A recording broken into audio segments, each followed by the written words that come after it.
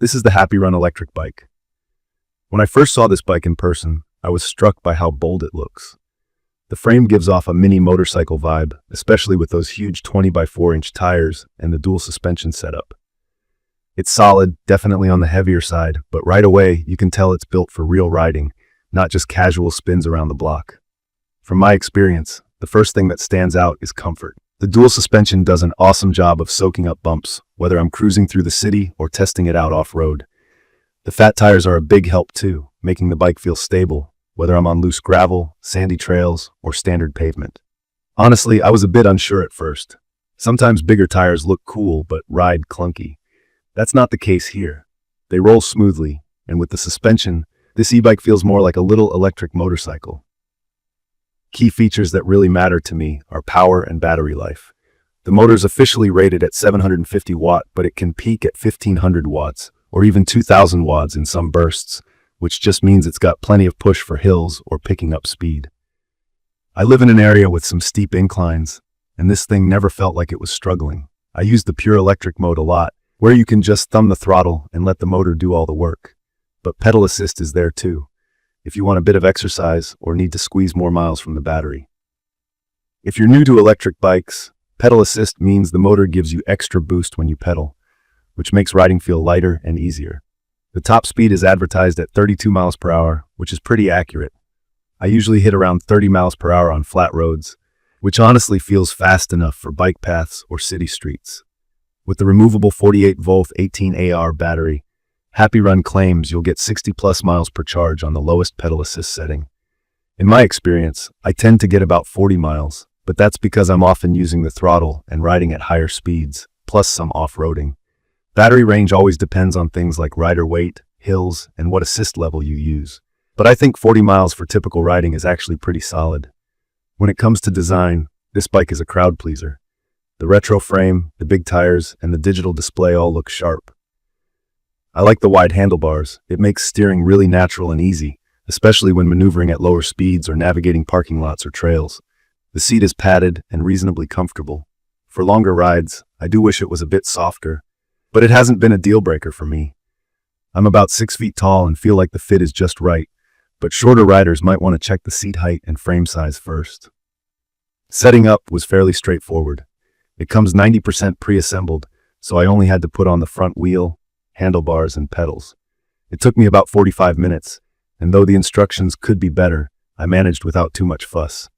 If you're not used to bikes, you might want a second pair of hands or check out a video guide. Mechanical disc brakes are standard, and mine needed a bit of adjusting. If you haven't done this before, there are plenty of tutorials online. Once dialed in, the brakes are responsive, a huge plus for safety, especially at higher speeds. I use this bike for more than just fun. It's my go-to for quick trips to the store, lazy evening rides down to the beach, or even hitting a dirt trail just for a change of scenery. It feels reliable, and the sturdy build makes me pretty confident it can handle the wear and tear from regular riding. The digital display is easy to read, showing my speed, battery, and which assist mode I'm in. I also like having a set of Shimano gears, which means if I ever run out of battery or just feel like pedaling, it rides like a normal bike with smooth shifting. Security is something I think about, especially since this e-bike really gets noticed when parked outside. The battery is removable, so when I lock the bike up, I just pop it out and carry it with me. That makes the bike much less tempting to steal. It can't be ridden away easily. The frame and battery both feel sturdy. So far, I haven't had any sketchy experiences, but I'd still recommend always locking it up and taking the battery if you're leaving it in public. At about 95 pounds, HAPPYRUN is definitely heavier than a regular bike. If you live in a walk-up or need to carry it upstairs, that can be a challenge. But the trade-off is the power and comfort you get when riding. The only real downside I've run into is loading it into my car's trunk for longer trips. It takes a bit of muscle and space. But for everyday riding, or if you just lock it at home, it's no big deal. Another thing to mention for anyone new to e-bikes is the maintenance.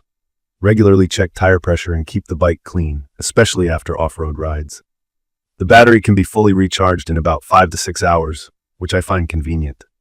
I usually just pop the battery out and charge it overnight.